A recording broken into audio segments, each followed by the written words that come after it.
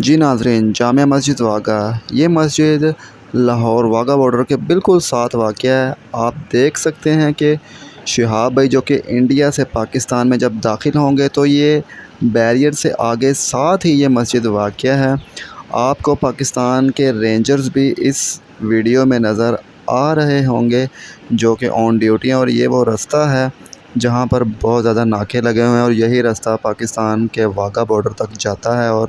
اس کے ساتھ آگے انڈیا کے اندر داخل ہوتا ہے۔ شہاب چتر پاکستان میں آ کر سب سے پہلے اسی مسجد میں ہی نماز ادا کریں گے اگر نماز کا وقت ہوا تو، اور اگر انہوں نے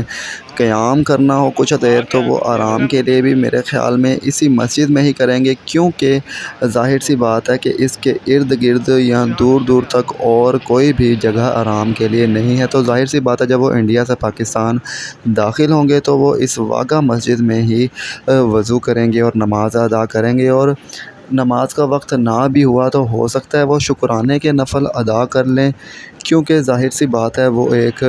مسلمان ہیں اور عاشق رسول ہیں، اور